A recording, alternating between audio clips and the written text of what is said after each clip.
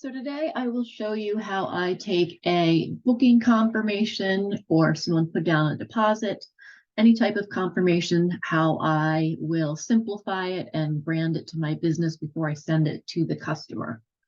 So I have an existing reservation. I am going to pull that up and then I will email it to myself.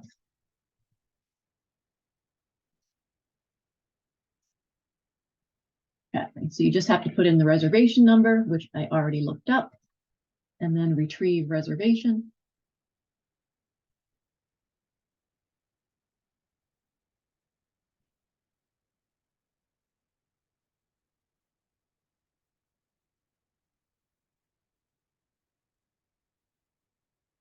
So when a customer puts the deposit down, I email this to myself and update it and then send it to them. This one is paid in full now, so I am going to update it and send it to the customer. Over here, email print itinerary. Click on that. I put in my email. You have to click preview first, and then you can either print it or email it. I'm emailing it, so I click on that. And it has been successfully sent. Okay. Let me come over here to my email, and here it is. So I am going to copy everything, and it's not saying paste. Let's see. Let's do a Control-C. I'm going to bring up a blank Word document. And paste. Okay, so here it is. I think there's a lot of information in here that is repetitive, that will just end up confusing them. So I delete a lot of this and really streamline it and just make it look neat.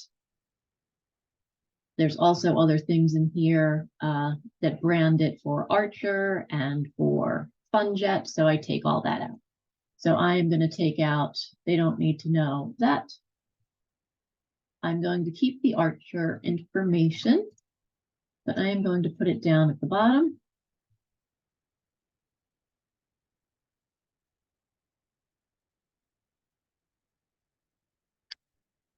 All of this I am deleting. And terms and, oh, I'm deleting that logo too. And the terms and conditions I will keep, but I am putting it down at the bottom.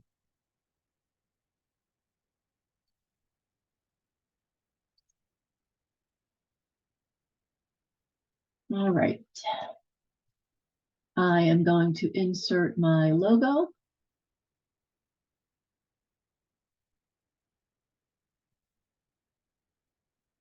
Logo, website, transparent background.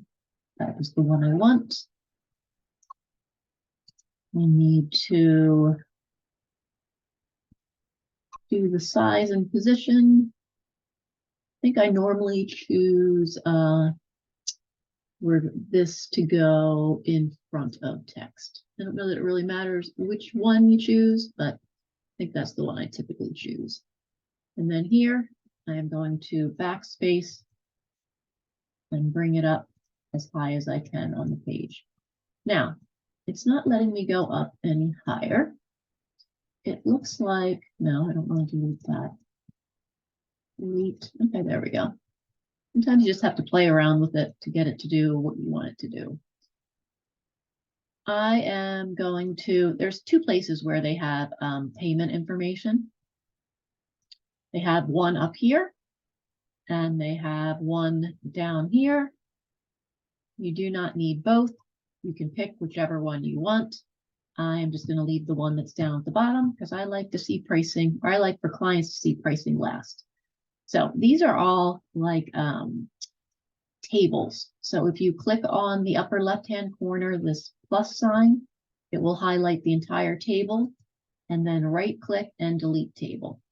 Otherwise, it gets to be very annoying and messy. And I'll do one for you in a little bit so you can see exactly what I'm talking about, how it gets to be a little messy. Let's see if this will go up anymore. And I'm just moving stuff around to make it look the way I want. So it doesn't really matter. That's all just aesthetic stuff.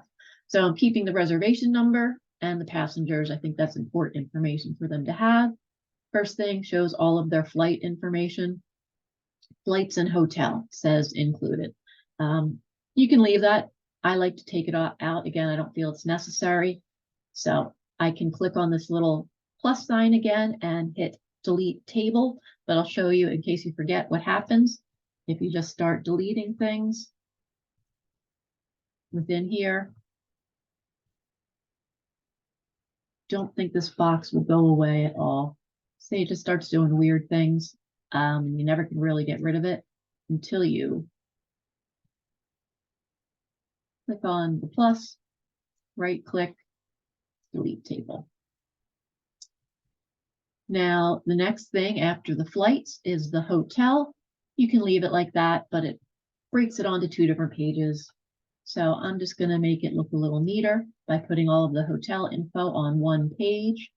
Now, these people that are going, they are not on their honeymoon. So I can leave that there or I can delete it. Again, it has nothing to do with their trip. Sometimes you see stuff like that and you're like, oh, and then you feel sad because you don't get to take advantage of whatever that little perk is. So because of that, I will usually delete it. All right, so I clicked on the plus sign. It is also going to take out this information down here that they're saving 38%. I'd like them to see that. So I'm going to just highlight this and delete it. And again, I just have to play around with things to get them to move to where I want. Doesn't look like I'm going to be able to get this to move anymore. There we go. One more time. It came up. Good. Available promotions. I'll leave that there. Hotel rating. Just going to give it a little extra space. I don't know why it did that. Let's undo that. See what happens if I do it again. There we go. Left that intact. This hotel advisory, I will leave that there. It has information about cancellation deadline and all of that. So I'm going to leave that there for them. Flights and hotel. Since there's a full box with all the pricing down at the bottom, I am going to take this box out here that says flights and hotel. So again, upper left-hand corner, click on the plus sign, right click, delete table. They did get the travel protection, and that is showing the cost there. So I'm going to leave that there for them. Entry requirements. It just and it says, you know, there's no cost for it. Identification required for travel. It's not a link that you click on that gives them information. You know, all of this stuff I think can just be confusing for clients. Like, what does that mean? Why is it showing it? Why is there a price of 0? So I just take it all out because it really doesn't give them any information that they need to be aware of. And it usually just confuses people. And these are all my personal preferences.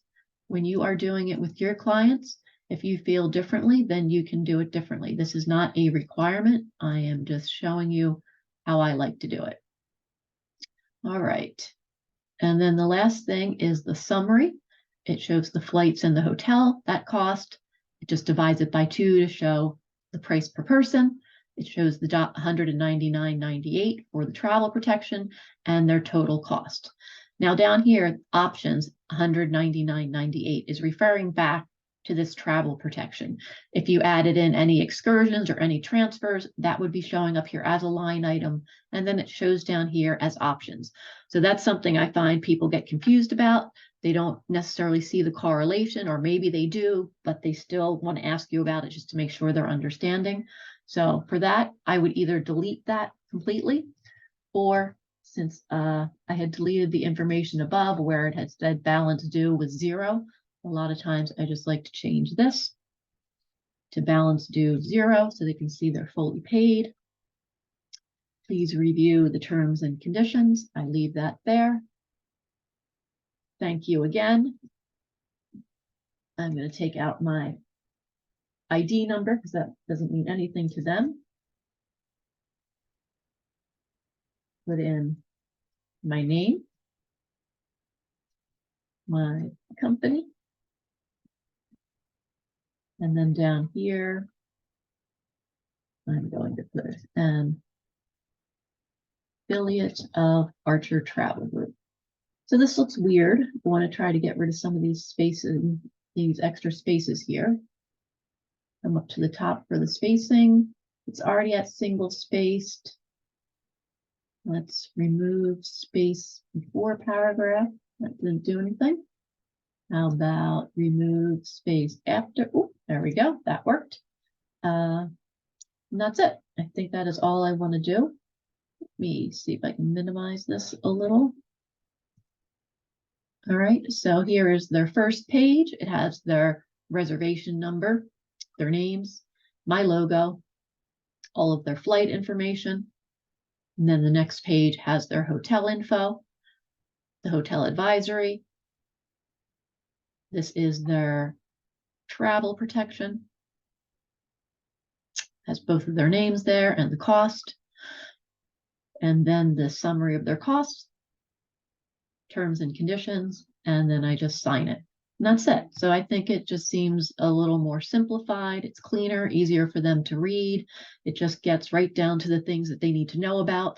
And I have it branded for my business. I then save this as a PDF. Well, you know what? I save it as a Word document in case I want to resend it to them for some reason and I want to change something. If I just save the PDF and not the Word document, then all of these changes that I made will be lost. And all I will have is the PDF document. And I don't have a program that works with PDF documents. So I'm going to save the first Word document. Where do I want to put this?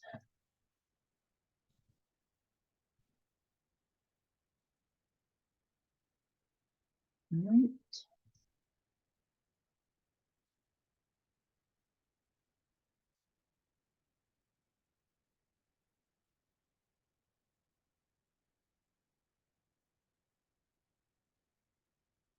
So I'm saving it as a Word document in her file. And then I'm also going to save it as a PDF within her file. And then when I send her the email, I will attach this PDF document to the email. And that is it. That is how I simplify and brand my booking confirmations or deposit confirmations from VAX.